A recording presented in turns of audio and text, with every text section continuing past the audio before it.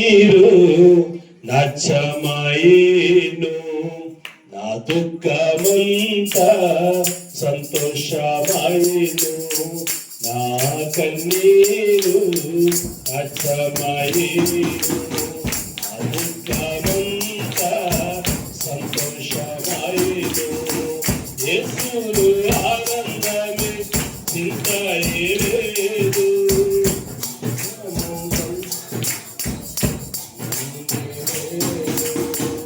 హల్లెలూయా ఆమేన్, హల్లెలూయా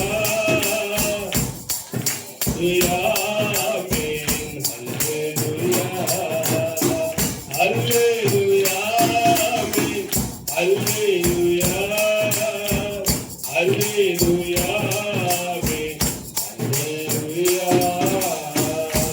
పరిశుద్ధమైన మా తండ్రి, గరుడా మహోన్నతుడా నీకు వందనాలు. కొద్దిసేపు నీ యొక్క కృపను మాతో ఉంచండి, నీ వాక్యాన్ని పంచిపెట్టండి.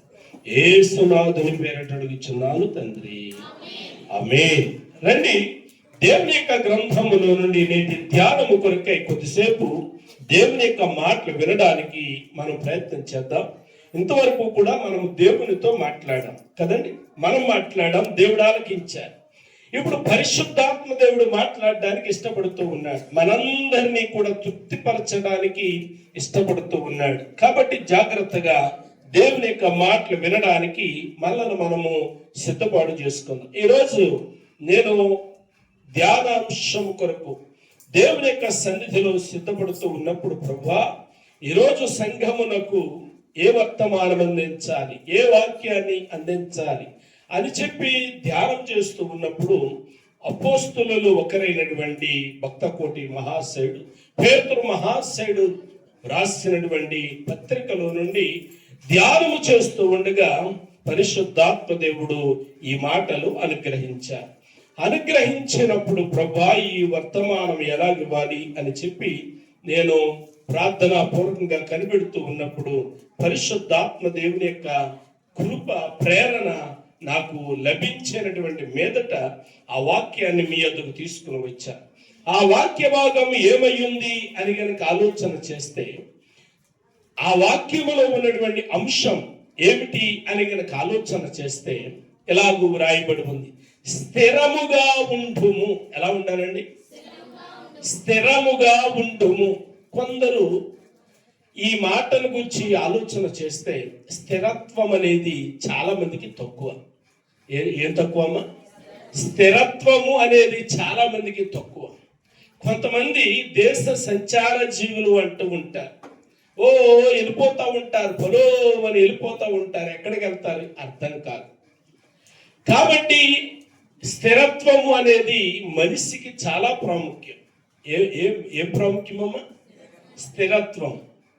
చదువుకునే పిల్లోడికి స్థిరత్వం ప్రాముఖ్యం, ఉద్యోగం చేసుకునే వాడికి స్థిరత్వం ప్రాముఖ్యం, కూలి పని చేసుకునే వాడికి స్థిరత్వం ప్రాముఖ్యం, బాలింతరం చేసుకునే వాడికి స్థిరత్వం ప్రాముఖ్యం. అంత మాత్రమే కాదు, వ్యాపారాలు చేసుకునే వారికి కూడా స్థిరత్వము ప్రాముఖ్యం. స్థిరత్వము అనేది మనిషికి మేలు చేస్తుంది కానీ కీడు చేయి. అంటే స్థిరత్వము అని అంటే ఓపికతో సహనముతో వేచి చూడుట. ఉదాహరణకి ఒక కంపెనీలో చేరాము, ప్రారంభంలో 10,000 రూపాయలు జీతం ఇస్తాడు. మనం చేరిన 50,000 రూపాయలు జీతం ఇవ్వడు కదా. చేరిన 50,000 రూపాయలు జీతం ఇవ్వడం, 10,000 రూపాయలు జీతం ఇస్తాడు. వీళ్ళారా 10,000 రూపాయలు జీతం ఇచ్చిన తర్వాత 4 రోజులు పనిచేసిన తర్వాత నీకు ఎవడో ఆఫర్ ఇస్తాడు, నీకు 12,000 ఇస్తానని. 12,000 ఇస్తానన్న అక్కడికి వెళ్ళిన తర్వాత మళ్ళా ఎవడో అంటాడు, ఏదో కంపెనీ ఆఫర్ ఇస్తుంది 13,000 అని.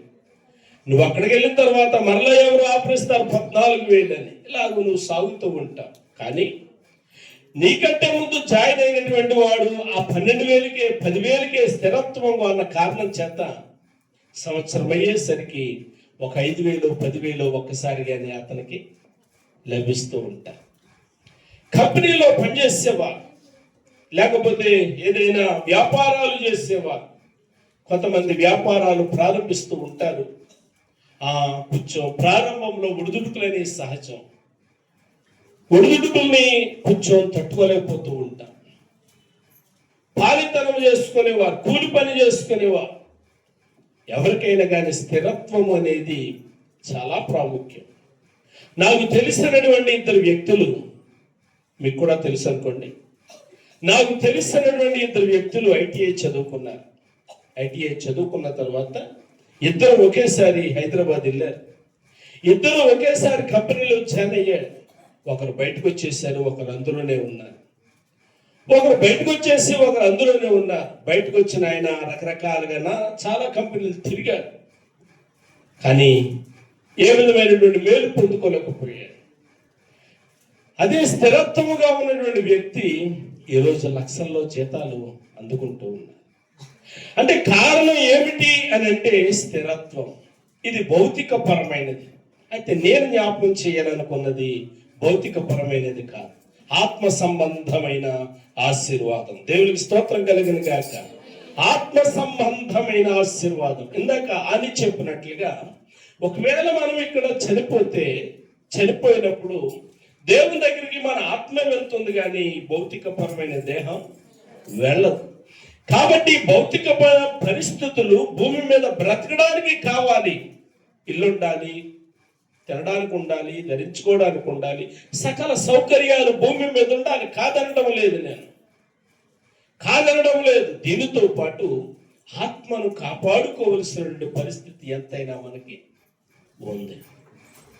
అందుకే పరిశుద్ధాత్మ దేవుడు అపోస్తలుని పౌలు ద్వారా అన్నాడు, ఈ లోక సంబంధమైన జీవన వ్యాపారంలో చిక్కుకోకండి. చిక్కుకుంటే ఏమవుతుందంటే ఆత్మ బలహీనపడిపోతూ ఉంది. అంటే ఈ లోకంలో బ్రతకడానికి వ్యాపారాలు చేసుకోవాలి, పనులు చేసుకోవాలి, సంపాదించుకోవాలి, అన్ని ఉండాలి. దీనితో పాటు ఆత్మను కూడా కాపాడుకోవాలి. అయితే ఈ మధ్యాహ్న కాల సమయంలో పరిశుద్ధాత్మ దేవుడు నాకు అనుగ్రహించిన లేఖనాన్ని మీ దగ్గరికి తీసుకొని వస్తూ ఉన్నా. మహాశయుడు పేతురు రాసినటువంటి మొదటి పత్రిక 5వ అధ్యాయము 9వ వచనములో ఇలాగ వ్రాయబడి ఉంది.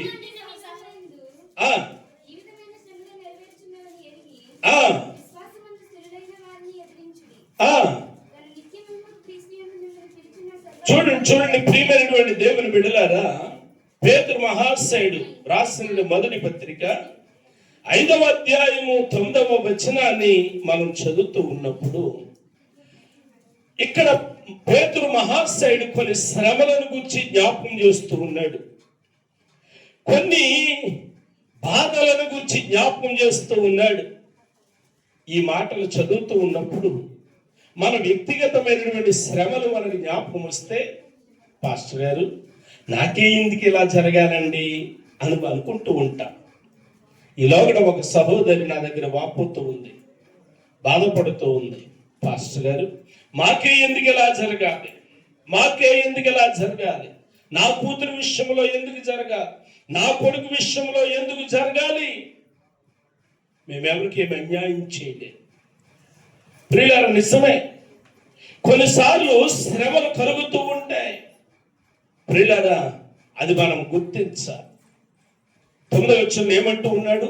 లోకమందున్న మీ సహోదరుల యందు ఈ విధమైన శ్రమలే జరుగుచున్నవని ఎరిగి. అంటే నీకే కాదు సుమా శ్రమలు, నీకే కాదు నీ సహోదరులకి కూడా వస్తూ ఉన్నాయి.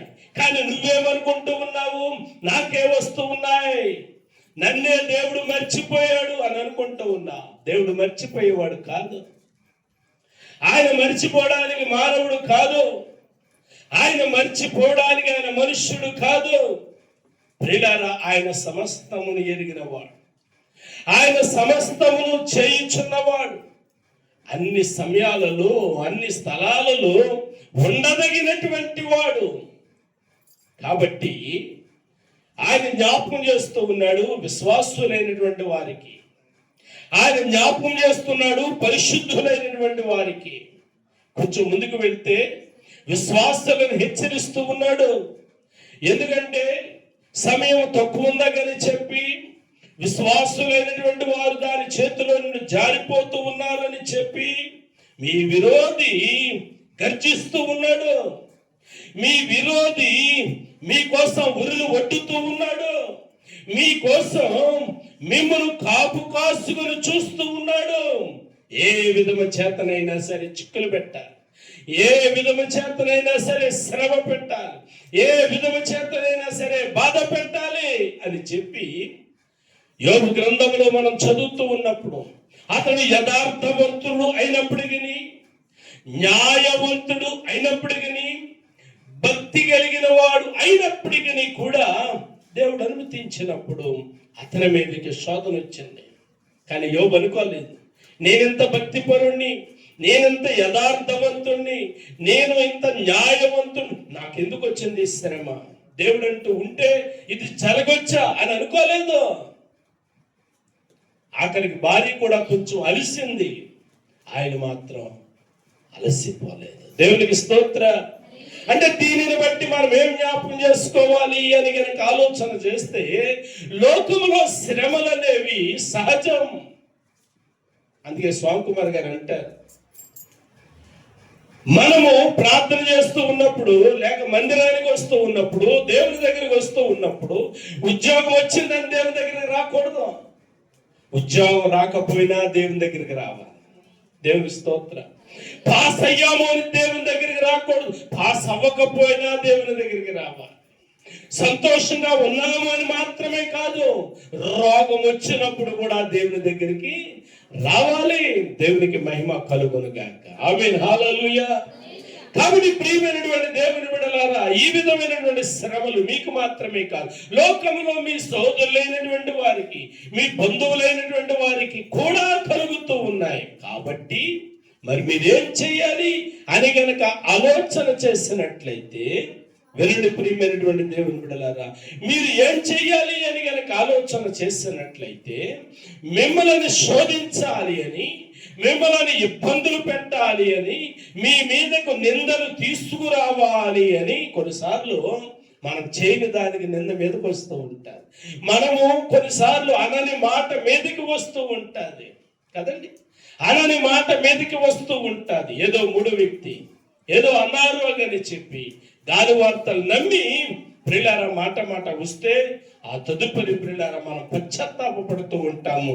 ఎందుకు ఈ మూడో వ్యక్తి మాట నమ్మి నేనెంత నోరు పారేసుకున్నాను అని చెప్పి తర్వాత పశ్చాత్తాపడుతూ ఉంటాం.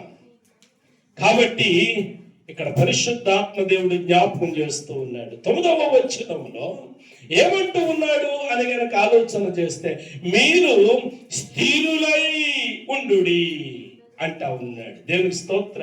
ఎలా ఉండాలంట? స్థిరులుగా ఉండాలి. అంటే భూమి మీద మనం వర్ధిల్లాలి అని అంటే, దేవునికి ఇష్టలుగా ఉండాలంటే స్థిరులుగా ఉండాలి. దేంట్లో స్థిరులుగా ఉండాలి? విశ్వాసమందు స్థిరులుగా ఉండాలి. దేవునికి స్తోత్ర, హల్లెలూయా. విశ్వాసమందు స్థిరులైనటువంటి వారిగా ఉండాలి. కష్టాలు వచ్చినప్పుడు, శ్రమలు వచ్చినప్పుడు, బాధలు వచ్చినప్పుడు, ఇరుకులు వచ్చినప్పుడు ప్రియులారా మనం స్థిరులుగా ఉండాలి. స్థిరులుగా ఉండడం అంటే అర్థం ఏంటి? స్థిరులుగా ఉండడం అంటే అర్థం ఏంటి? ఏ శోధన అయితే మనకి ఎదురవుతుందో, ఈ శోధన ఎందుకు వచ్చిందో అన్న సంగతిని మనం గమనించాలి. ఎందుకు వచ్చింది? అపవాది వలన వచ్చింది. అంటే ఇప్పుడు మనం ఏం చెయ్యాలి అని అంటే, 9వ వచనంలో ఆఖరి భాగంలో రాయబడి ఉంది, ఎదురించుడి.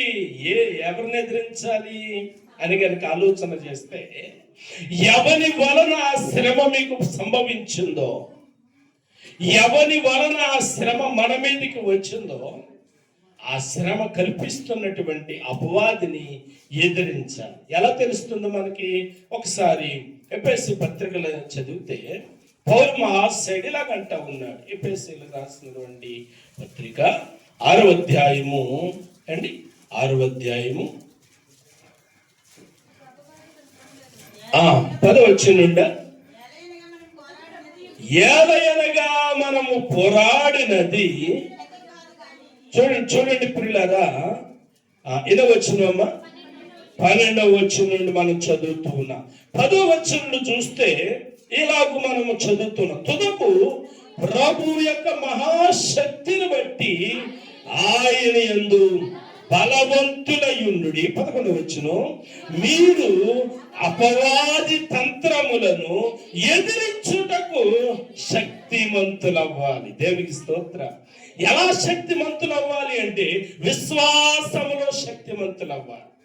దేంట్లోనమ్మా? అబ్రహామును గురించి మనం ఆలోచన చేస్తే విశ్వాసములో శక్తిమంతుడయ్యాడు. ఎందుకంటే ఆయన విశ్వాసంలో తొలగిపోలేదు, జారిపోలేదు. ప్రభువా, ఇంతకాలం నుంచి నీకు ఇష్టడుగా ఉన్నాను, ఇంతకాలం నుంచి నీకు భక్తుడుగా ఉన్నాను అయ్యా, ఇంతకాలం నుంచి నువ్వు చెప్పినట్టు నేను చేస్తా ఉన్నాను. ఎప్పుడో 5 సంవత్సరాల కిందట చెప్పావు ఇస్తానని, ఇప్పటికి ఇవ్వలేదు అని చెప్పి విశ్వాసములో ప్రియులారా జారిపోలేదు. దేవునికి స్తోత్ర, హల్లెలూయా. ప్రియులారా, హన్నాతో దేవుడు చెప్పినప్పుడు అన్నా విశ్వాసములో జారిపోలేదు. బైబిల్ గ్రంథంలో ఎందరో భక్తులను మనం చూస్తూ ఉన్నప్పుడు వారు విశ్వాసములో స్థిరులై ఉన్నారు.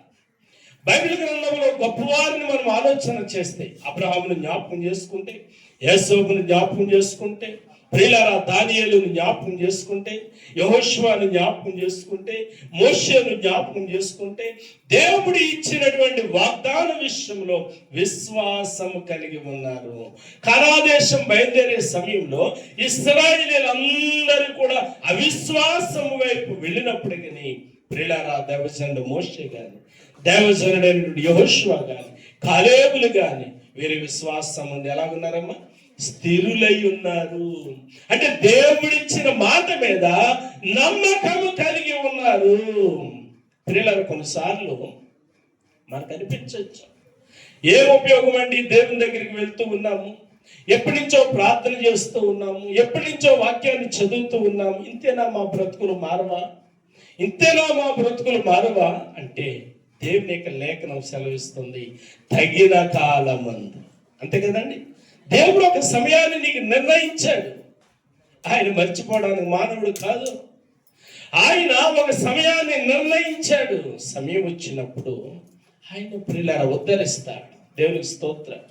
113వ కీర్తనలో అదే రాయబడి ఉంది కదా, సమయం వచ్చినప్పుడు నేల నుండి. అబ్బా, ఎంత అద్భుతమైన మాట. చదవండి, ఆఖరి వచ్చినమా పై వచ్చినమా? ఆయన నేల నుండి దరిద్రులను లేవనెత్తువాడు. ఎప్పుడు? తగిన సమయమందు.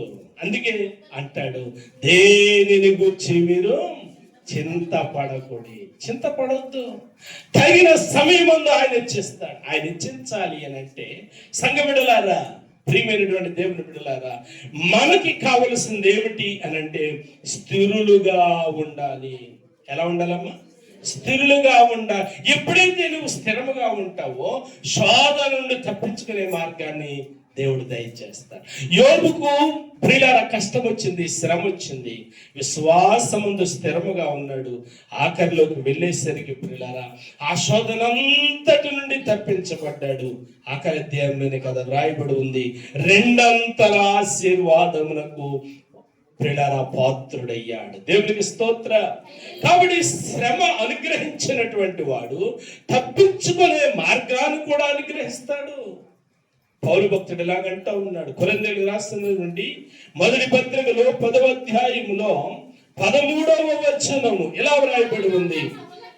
అమ్మా, సాధారణముగా మనుష్యులకు కలుగు శోధన తప్ప మరి ఏది మీకు సంభవింపలేదు. దేవుడు నమ్మదగిన వాడు, మీరు సహింపగలిగినంత కంటే ఎక్కువగా ఆయన మిమ్మల్ని శోధింపబడనీయడు.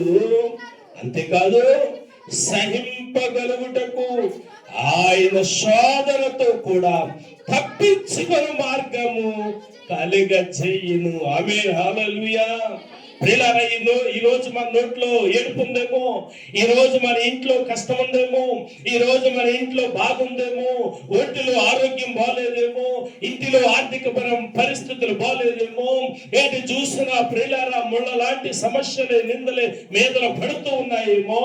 ప్రియులారా, కృప కలిగిన దేవుడు వాగ్దానం ఇస్తా ఉన్నాడు.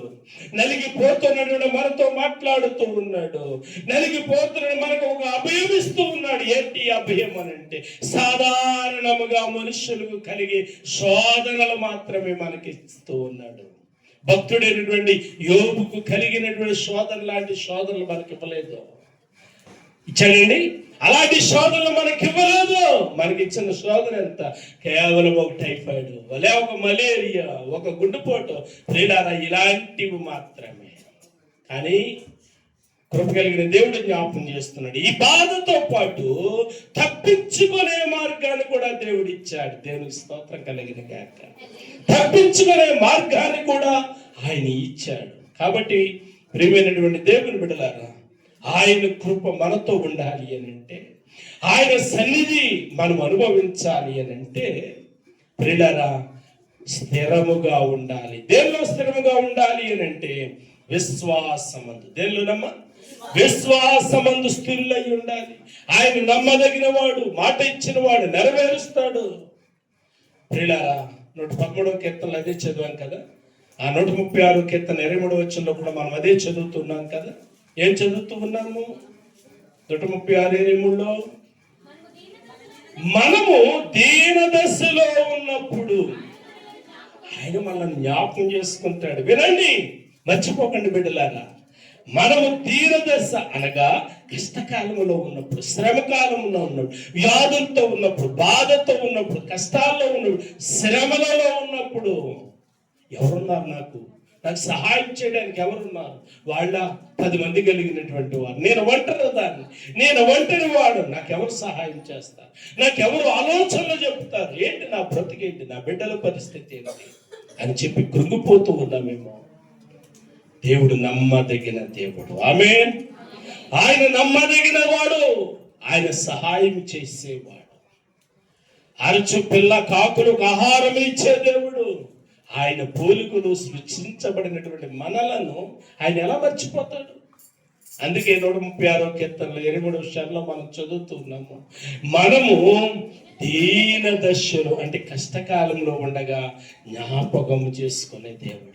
హాగరు ఇప్పుడు జ్ఞాపకం చేసుకున్నాడు, కష్టకాలంలో మొరపెట్టింది, జ్ఞాపకం చేసుకున్నాడు. అబ్బా, ఎంత విచిత్రం అని అంటే, ప్రియులార, కనుసూపు మేరలో ఆ అరణ్యములో ఎక్కడ నీటి పొట్టు కనిపించట్లేదు. అలాంటిది ప్రియులార, కూర్చున్న చోటనే జలధారలను దేవుడు అనుగ్రహించాడు. దేవునికి స్తోత్ర. అంటే వారి నోటి నిండా నవ్వించాడు, వారి దుఃఖాన్ని తొలగించాడు.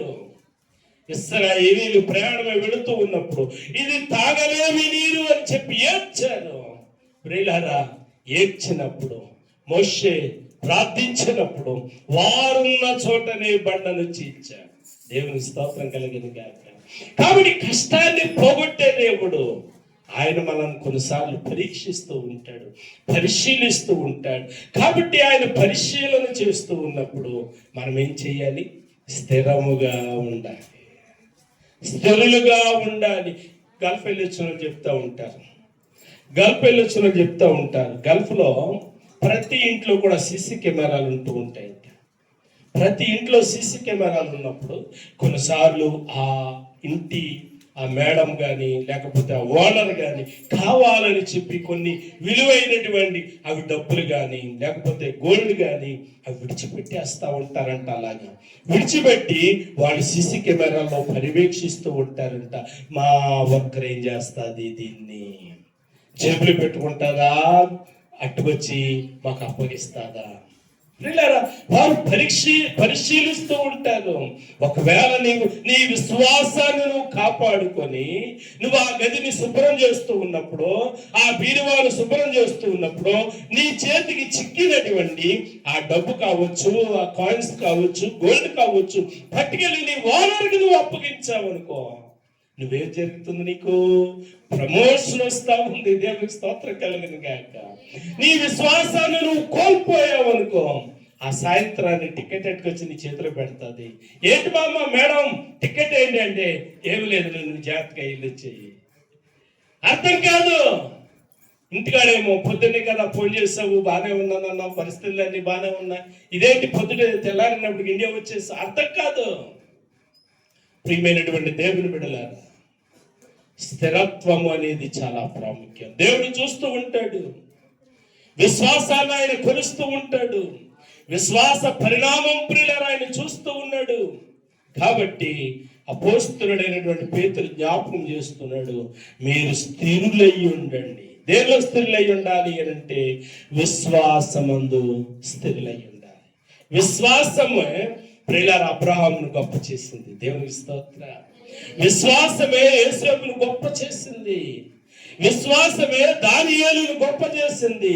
విశ్వాసమే శద్రకు మేషకు అబేద్నెగోలను ప్రియులారా ఆ అగ్నిగుండములను బయటికి తీసుకుని వచ్చింది. దేవునికి స్తోత్ర.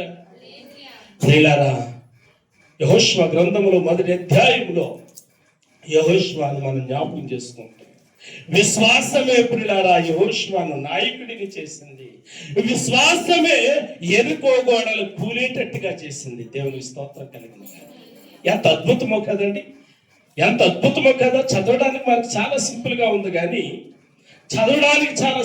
ఉంది కానీ ఒకసారి మనము ఆలోచన చేసుకుందాం. ఈ మందిరం ఉంది, ఈ మందిరం అంటే మనకు ఇష్టం లేదు.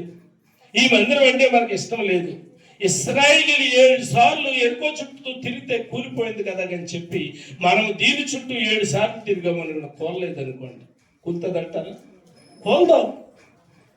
కానీ దేవుడు చెప్పాడు మీరు తిరగండి కోరుతాదని. అబ్బా వారి విశ్వాసం ఎంత గొప్పదో కదా. వారి విశ్వాసానికి మార్పు లేనియం ప్రియులారా. అటువంటి అచంచలమైనటువంటి విశ్వాసము ప్రియులారా యెహోషువ నాయకత్వంలో వారు కలిగి ఉన్నారు అనే మాట మనం చూస్తున్నాం. కాబట్టి కుటుంబాలుగా మనకు ఉండవలసినటువంటి విశ్వాసం, కుటుంబాలుగా దేవుని మీద మనకు ఉండవలసినటువంటి విశ్వాసం ఎలాంటిది అయి ఉండాలంటే అచంచలమైనటువంటి విశ్వాసం అయి ఉండాలి. ఎప్పుడైతే విశ్వాసం అందు మనం నిలకడగా ఉంటామో, స్థిరముగా ఉంటామో, దేవుడు మర్చిపోయే దేవుడు కాదు, ఆయన హెచ్చించే దేవుడు. ప్రియులారా ఆయన హెచ్చించే దేవుడు, ఆయన మర్చిపోయేవాడు కాదు, స్థితిని మార్చే దేవుడు. 147వ కీర్తన మనం చదివితే చాలా అద్భుతమైనటువంటి కీర్తన. 91వ కీర్తన 14 నుండి చదివితే ఒక అద్భుతమైనటువంటి సారాంశాన్ని పరిశుద్ధాత్మ దేవుడు మనకు అనుగ్రహిస్తూ ఉన్నాడు. కాబట్టి ప్రియమైనటువంటి దేవుని బిడ్డలారా, నేను ఈ మాటను ముందుకు తీసుకొని వెళ్తూ ఉన్నాను. ఏమిటి అని అంటే సంఘం ఎలా ఉండాలి అని అంటే స్థిరముగా ఉండాలి. దేనిలో స్థిరంగా ఉండాలంటే విశ్వాసమందు స్థిరముగా ఉండాలి. ఆరోగ్యం అంతా బాగున్నప్పుడు దేవుని దగ్గరికి, ఆరోగ్యంలో కొంచెం ఏమైనా తేడా వస్తే దయ్యము దగ్గరికి కాదు సుమా, ఆరోగ్యమైన అనారోగ్యమైన ఏంటి దేవుని దగ్గర స్థిరమైన మనస్సు కలిగిన వారు. ఆమె పరిస్థితులు ఏమైనా సరే యోబు కలిగినటువంటి శ్రమ ఒక్కటి కాదు, ఫైనాన్షియల్ గా పడిపోయాడు, కుటుంబ పరంగా పడిపోయాడు. ప్రియులారా అయినా విశ్వాసమందు చెక్కు చెదరలేదు. ఏమన్నాడు భార్యతో అవిశ్వాసులైన వారు మాట్లాడుతున్నట్లు నువ్వెందుకు మాట్లాడుతూ ఉన్నావు? నువ్వు విశ్వాసమందు నిబ్బరంగా ఉండు, దేవుడు కార్యాలు చేస్తాడు. అసలు అద్భుతం అండి. నేను ఆ మాట వివరించలేదు కానీ నాకు నేను అనుకుంటూ ఉంటున్నాను. ప్రియులారా 10 మందిని కోల్పోయాడు, సంపదలు పక్కన పెట్టండి, 10 మంది బిడ్డలను కోల్పోయాడు. ఇప్పుడు ఆరోగ్యం పాడైపోయింది. 42వ అధ్యాయానికి వచ్చేసరికి 2 అని చెప్పి అక్కడ రాయబడి ఉంది. అంటే ఇప్పుడు మరలా దేవుడు 10 మందికి 20 మందిని ఇచ్చాడా? కానీ మనకు అక్కడ వివరణ లేదు కాబట్టి నేను దాని జోలికి వెళ్ళట్లేదు.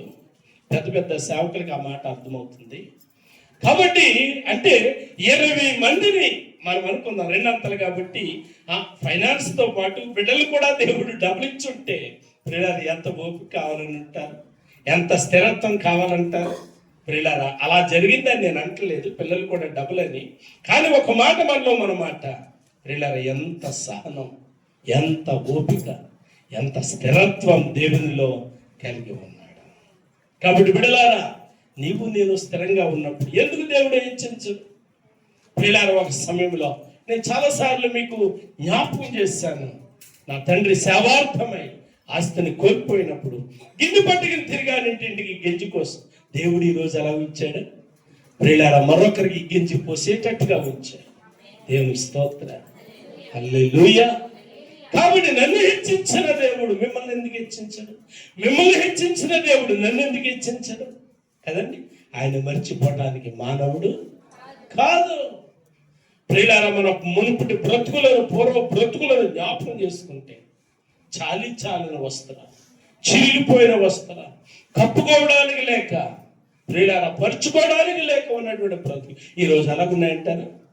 లేవు. దేవుడు మార్చాడు. దేవునికి స్తోత్రం కలిగింది గాక. కాబట్టి ప్రియమైనటువంటి దేవుని బిడ్డలారా, నేను జ్ఞాపకం చేస్తూ ఉన్నాను, కృప కలిగిన దేవుడు హెచ్చించేవాడు. ఆయన మనల్ని హెచ్చించాలి అని అంటే, ఆయన మన స్థితిని మార్చాలి అని అంటే విశ్వాసమందు స్థిరులై ఉండాలి. దేనిలోనమ్మా? విశ్వాసమందు స్థిరులై ఉండాలి. విశ్వాసములో ప్రియులారా వెనక చూడని వారిగా ఉండాలి. లోతు వారిని గురించి మనం చూస్తూ ఉన్నాం. చిన్న విశ్వాసం ఏం చేసింది? ఆమెని ఒక స్తంభంగా మార్చేసింది. విలువైనటువంటి జీవితాన్ని కోల్పోయింది. చిన్న విశ్వాసం లోతు యొక్క అల్లుళ్ళను ఏం చేసింది? ఆ సొదొమ గొమొర్రా పట్టణంలో కాలిపోయేటట్టు చేసింది. కాబట్టి ప్రియమైనటువంటి దేవుని బిడ్డలారా, కేవలం పరిస్థితులన్నీ బాగున్నప్పుడు ఆరాధన చేయటం కాదు, పరిస్థితులు పాడైపోయినప్పుడు ఆరాధన చేసే మనసు కావాలి. దేవునికి స్తోత్ర, హల్లెలూయా. ప్రియులారా, నేను కొందరిని నమ్మి చాలా ఫైనాన్షియల్గా ఊబిలోకి వెళ్ళిపోయాను. ఊబిలోకి వెళ్ళిపోయినప్పుడు వీడు ఎలా బ్రతుకుతాడు? నన్ను చూసిన వారు భయపడిపోయారు. నన్ను చూసిన వారు గాబరా పడ్డారు. అంటే నాకేదో సహాయం చేయాలని కాదు, నేనేమైపోతాను అని చెప్పి. ప్రియులారా, ఈరోజు జ్ఞాపకం చేస్తూ ఉన్నాను. అవన్నీ సమస్య పోయింది అని నేను చెప్పట్లేదు, కానీ నా విశ్వాసాన్ని నేను కాపాడుకున్నాను. ప్రియులారా, దేవుని మీద నమ్మకం ఉంచాను. ప్రియులారా, దేవుడు కృపతో ఉంచాడు, క్షేమముగా ఉంచాడు. నాకున్నటువంటి అభయం ఏంటంటే, ఏదో ఒక రోజున దేవుడు దాని నుండి విముక్తి చేస్తాడు. దేవునికి స్తోత్ర. ఒకవేళ విశ్వాసం ఉంది కనుక నేను స్థిరముగా లేకపోయి ఉంటే ఎప్పుడో మట్టిలో కలిసిపోయేవాడు. కానీ ఈరోజు నేను ఇంకా క్షేమంగా ఉన్నాను అనంటే, ఈరోజు ఇంకా నేను ధైర్యంగా ఉన్నాను అనంటే విశ్వాసమును బట్టి. దేవుని స్తోత్ర, హల్లెలూయా. ఎందుకనంటే నా భోగేచ్ఛల కొరకు నేను వాడలేదు కాబట్టి నా దేవుడు నాకు సహాయం చేస్తాడు అనే ఒక స్థిరమైన విశ్వాసం. ఆమేన్. కాబట్టి ప్రియమైనటువంటి దేవుని బిడ్డలారా, నన్ను కాపాడుతూ ఉన్న దేవుడు మిమ్మల్ని కాపాడుతాడు. మిమ్మల్ని ఉద్ధరిస్తున్న దేవుడు ప్రియులారా నన్ను ఉద్ధరిస్తాడు. నన్ను ఉద్ధరించే దేవుడు మిమ్మల్ని ఉద్ధరిస్తాడు. అయితే మనకు కావాల్సింది ఏంటంటే సహనం కావాలి, విశ్వాసం కావాలి, ఓర్పు కావాలి. ప్రియులారా, మన ప్రాంతంలో ఒక అబ్బాయి తిరుగుతూ ఉన్నాడు, సబరకరు అంటూ ఉన్నాడు. అండి తెలుసు అనుకుంటాను. అంటే ఏంటి? అరే ఓర్పు కావాలి అని. అది హిందీ పదం. ఆ పిల్లోడికి ఎక్కడో దొరికింది, ఆ రాంబాబు ఎక్కడో దొరికింది ఆ పిల్లోడికి. ఆ పదం పట్టుకుని తిరుగుతూ ఉన్నాడు. అంటే భూమి మీద మనకేం కావాలి? సహనము, ఓర్పు. అంటే అదే ప్రియులార స్థిరత్వము. ఇంకో మాట జ్ఞాపకం చేసి ప్రియులారా నేను ముగించడానికి ఇష్టపడుతూ ఉన్నాను. రెండో మాట దేవునిలో స్థిరముగా ఉండాలి అని కనుక ఆలోచన చేస్తే దేవుని ప్రేమ యందు స్థిరముగా ఉండాలి. మొదటి మాట ఏంటో చెప్పండి?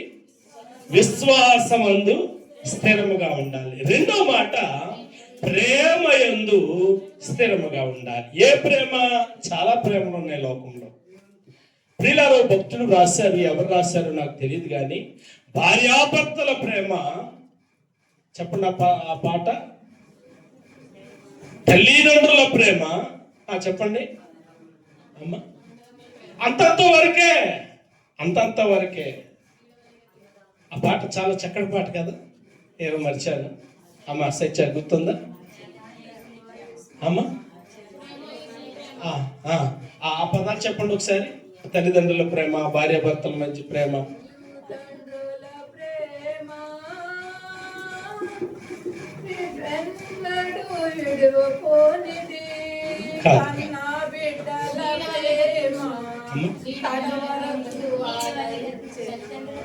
రైట్ అమ్మా.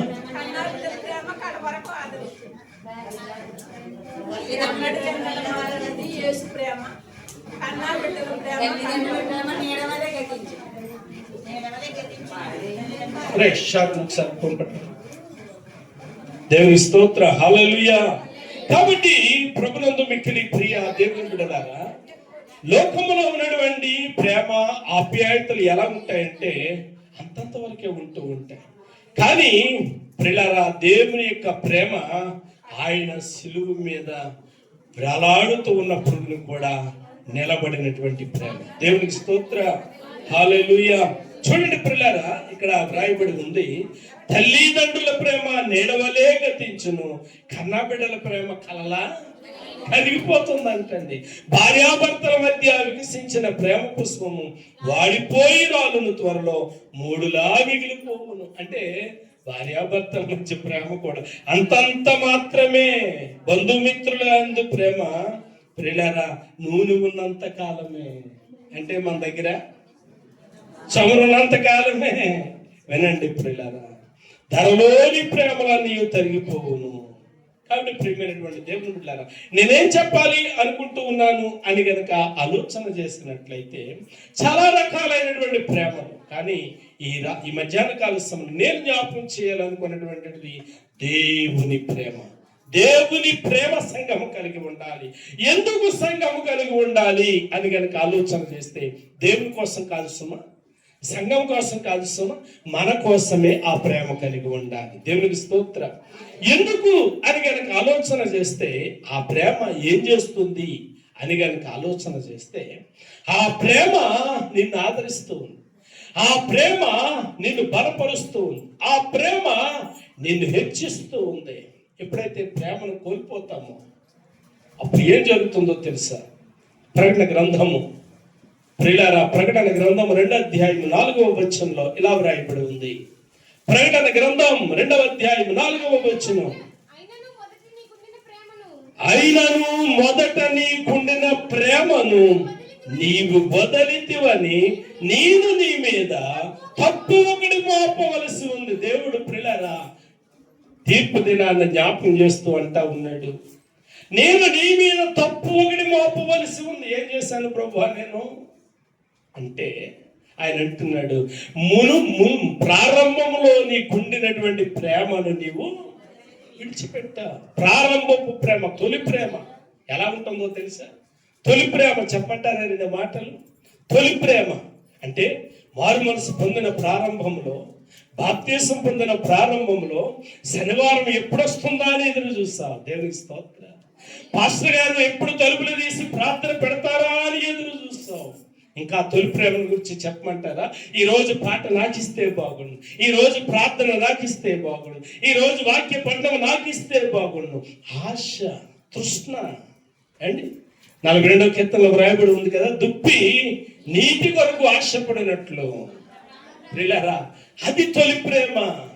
ఎప్పుడు దేవుని మందిరానికి వెళ్తాను, ఎప్పుడు దేవుని దగ్గరికి వెళ్తాను, ఎప్పుడు నేను పాట పాడతాను, ఎప్పుడు దేవునికి కనబడతాను. 122వ కీర్తనలో భక్తుడైనటువంటి దావీదుకి ఉన్నటువంటి తృష్ణ కదండి, తృష్ణ, అది తొలి ప్రేమ.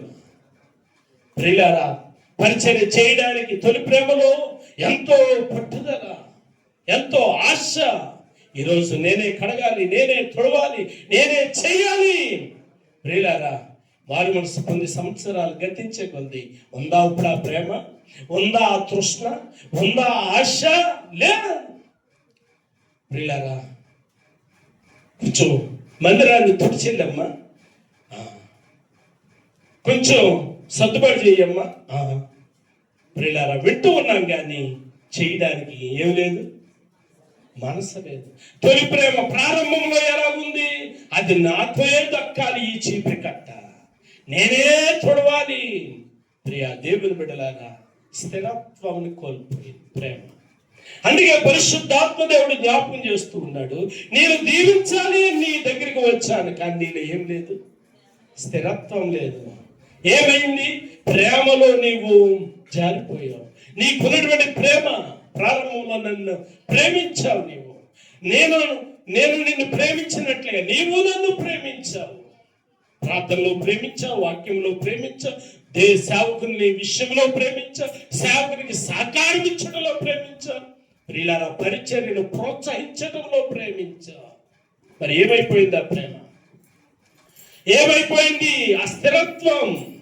వినండి బిడ్డలారా, విడిచిపెట్టేశాం. ఒకసారి ఫైనాన్షియల్గా కనుక మనం చూసుకుంటే, అమ్మా మునుపు చాలా దాతృత్వం కలిగి చేతులు చాపేదాను, ఏమైందమ్మా దేనిదేమో వెనకడిగేస్తున్నావు అంటే, ఆ అమ్మ అంటుంది, పాస్టర్ గారు మీకు బోల్డ్ వచ్చేస్తుంది కదండి పాస్టర్ గారు అండి. ఎంత వచ్చేస్తుందంట? బోల్డ్ వచ్చేస్తుందంట. గమనించండి పిల్లలు, దేవుడు ఇస్తాడు సేవకులైనటువంటి వారికి, నేను కాదంటలేదు. దేవుడు తన అవసరాలు తీరుస్తాడు, నేను కాదంటలేదు. ప్రియులారా, మిమ్మల్ని ఆశించి నేను మా జ్ఞాపకం చేయట్లేదు. కానీ ఏమైపోయింది ప్రేమ? ఏమైపోయింది ఆప్యాయత? దేవుని మీద ఉన్నటువంటి ప్రేమ, మమకారం ఏమైపోయింది? మిమ్మల్ని ఆశించిన అది నేను మాట జ్ఞాపకం చేస్తాను. ప్రారంభంలో ప్రియులారా పిడికిళ్ళు వచ్చేసరికి ఎన్ని పిడికిళ్ళు ఉండే? ఎంతమంది, ఎన్ని కుటుంబాలు ఉంటే అన్ని పిడికిళ్ళు ఉండే. ఏమైపోయింది ప్రేమ?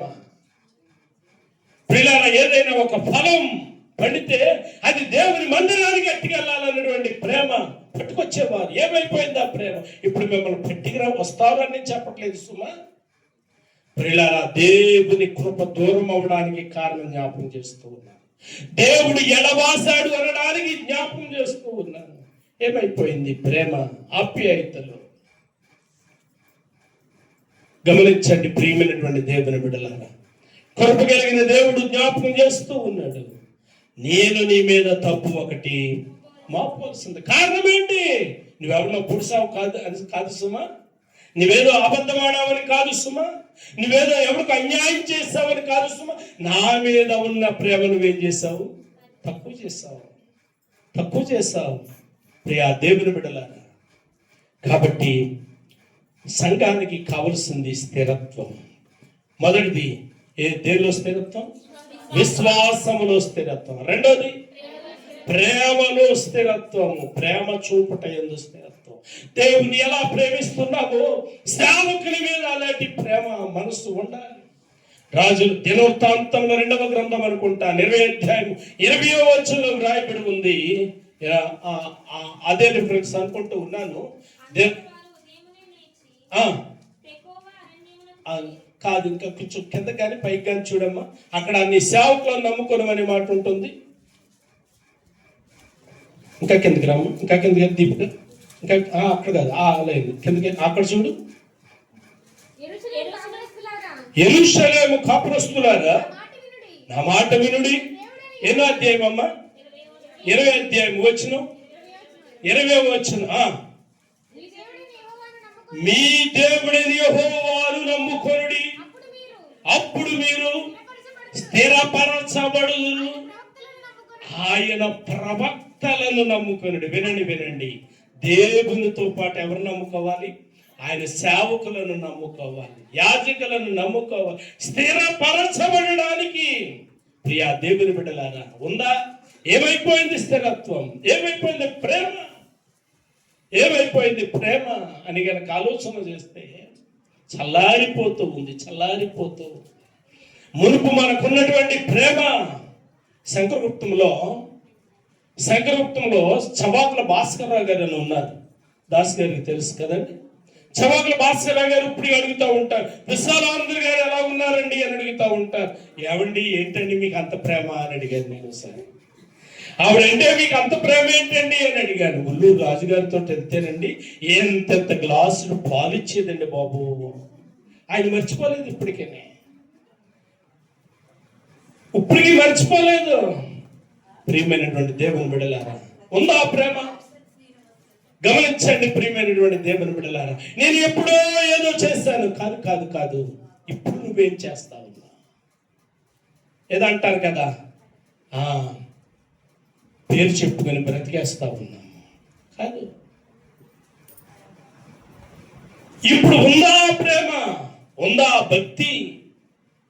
కాబట్టి కృప కలిగిన దేవుడు ఎలా జ్ఞాపకం చేస్తూ ఉన్నాడు? అపోస్తలుడైన పౌలు ద్వారా ఎఫెసీయులకు రాసిన పత్రిక 3వ అధ్యాయం 18వ వచనంలో ఇలా రాయబడి ఉంది.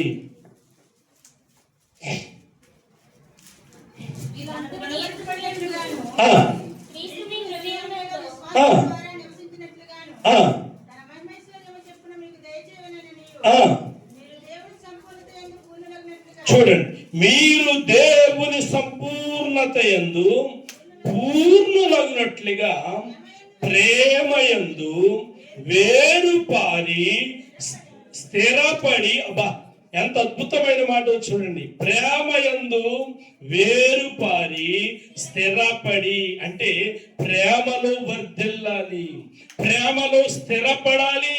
అది ఏ ప్రేమ అంటే దేవుని ప్రేమ. దేవుని ప్రేమ ఉందా? ప్రియా దేవుని బిడ్డలారా, సరి చేసుకోవడానికి మాత్రమే నేను ఈ మాటలు జ్ఞాపకం చేస్తూ ఉన్నాను. మునుపటి ప్రేమను తెచ్చుకోవడానికి మాత్రమే నేను ఈ మాటలు జ్ఞాపకం చేస్తూ ఉన్నాను. వినండి, ప్రారంభంలో 1998లో ఏప్రిల్ మాసం 19వ తారీఖుని నేను ఈ ప్రాంతం వచ్చాను. నేను ఈ ప్రాంతం వచ్చినప్పుడు ప్రతి శనివారం నుండి 19 నుంచి అందరూ వచ్చేవారు. 19 నుంచి అందరూ వచ్చేవారు. కాలగట్టు మీద అందరూ వచ్చేవారు. కాలనీ నుండి అందరూ వచ్చేవారు. ప్రియులారా, రాను రాను రాను రాను ఏమైపోయింది అని అంటే, ప్రియులారా, అభివృద్ధి కలిగే కొద్ది దేవునికి దూరం అయిపోయారు. దేవుడు ఆశీర్వాదించిన కొద్ది దేవునికి దూరం అయిపోయారు. శనివారం రాత్రి ప్రార్థన అయిన తర్వాత మందిరంలో పడుకునేవాడిని.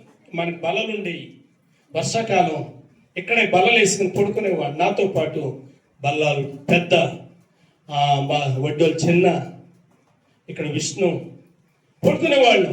మాతో పాటు తెల్లారేసరికి మా చుట్టూ రోగబడులు ఉండి ఈ బల్ల మీద చచ్చిపోయి ఓ 5 రోగబడులు ఉండి మా పక్కన. అలాంటి పరిస్థితుల్లో మేము పడుకునేవాళ్ళం. ప్రియులారా, ఇప్పుడు పాస్టర్ గారు పడుకుంటూ ఉంటే కనీసం పాస్టర్ గారు ఉన్నారని చూసేవాళ్ళు లేదు. గమనించండి, ఎందుకు ఈ మాటలు జ్ఞాపకం చేస్తూ ఉన్నాను? విశ్వాసమందు ఎలా ఉండాలంట? నిలకడగా ఉండాలి, స్థిరపడిన వారుగా ఉండాలి. ప్రేమయందు వేరుపారి స్థిరపడి. అబ్బా, ఎంత అద్భుతమైనటువంటి మాట ప్రేమ. 1 యోహాను పత్రిక 4వ అధ్యాయము 9వ వచనంలో ప్రేమను గురించి ఆయన జ్ఞాపకం చేస్తూ ఉన్నాడు. 1 యోహాను 3:16లో జ్ఞాపకం చేస్తూ ఉన్నాడు. యోహాను సువార్త 3వ అధ్యాయం 16వ వచనంలో ప్రేమను గురించి ఆయన జ్ఞాపకం చేస్తూ ఉన్నాడు. ఆయన ప్రేమ ఎలాంటిది అంటే కొలవలేనిది. ఎలాంటిది అంటమ్మా? కొలవలేనిది. దాని ఎత్తు, దాని ప్రియులార లోతు మనం గ్రహించలేనిది. దాని పొడుగు కానీ, దాని లోతు కానీ, దాని ఎత్తు కానీ గ్రహించడానికి మనకి ఊహ కలదు. కాబట్టి ప్రియమైనటువంటి దేవుని బిడ్డలారా, నేను ముగిస్తూ ఉన్నాను. ముగించే ముందు జ్ఞాపకం చేస్తూ ఉన్నాను. ప్రియా దేవుని బిడ్డలారా, దేంట్లో మనం స్థిరత్వంగా ఉన్నాము, దేంట్లో మనం జారిపోయాము. ప్రేమలో జారిపోయామేమో, అందుకే దేవుని కృప మనల్ని ఎడబాసిందేమో. దేవుని కృప ఎడబాయడానికి కారణం ప్రేమ. జారిపోయామేమో. దేవుని కృప ఎడబాయడానికి కారణం విశ్వాసంలో జారిపోయామేమో. మరొక మాట ఊరికే జ్ఞాపకం చేసి విడిచిపెట్టేస్తాను. 3వ మాట, దేవునిలో స్థిరంగా ఉండాలి అని అంటే ప్రియులారా, అపోస్తలుడైనటువంటి పౌలు జ్ఞాపకం చేస్తున్నాడు. కొరింథీయులకు రాసిన 1వ పత్రిక 1వ అధ్యాయము 5వ వచనాన్ని చదివితే సాక్ష్యము ఏంటమ్మా? చెప్పండి అమ్మా. క్రీస్తును గూర్చిన సాక్ష్యము మీలో స్థిరపరచబడినందున. చాలు. ఏ సాక్ష్యం ఉండాలమ్మా? క్రీస్తును గూర్చిన సాక్ష్యం మనలో ఉండాలి. ఎందుకంటే మన పెదాలే చెప్తా ఉంటాయి. యోబు గ్రంథం ఇలా జ్ఞాపకం చేస్తుంది 15 అధ్యాయము 6వ వచనంలో.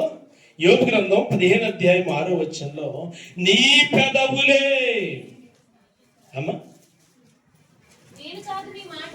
నేను కాదు నీ మాటలే నీ దోషమును స్థాపించుచున్నవి, నీ పెదవులే నీ మీద సాక్ష్యము పలుకుచూ ఉన్నవి. కాబట్టి ప్రియమైనటువంటి దేవుని బిడ్డలారా, పౌలు భక్తుడు అంటాడు 3వదిగా ప్రియులారా, విశ్వాసమందు స్థిరులుగా ఉండాలి.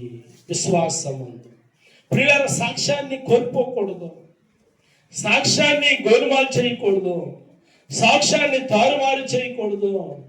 నిర్గమకాండంలో 20 అధ్యాయంలో ఉంది, అబద్ధ సాక్ష్యము పలకకూడదు. 2 సమూయేలు గ్రంథం 1వ అధ్యాయం 16వ వచనంలో వ్రాయబడి ఉంది, అబద్ధ సాక్ష్యం పలకకూడదు. కాబట్టి ప్రియమైనటువంటి దేవుని బిడ్డలారా, 1 ప్రేమయందు స్థిరముగా ఉండాలి, 2 విశ్వాసమందు స్థిరముగా ఉండాలి, 3 సాక్ష్యమందు స్థిరముగా ఉండాలి.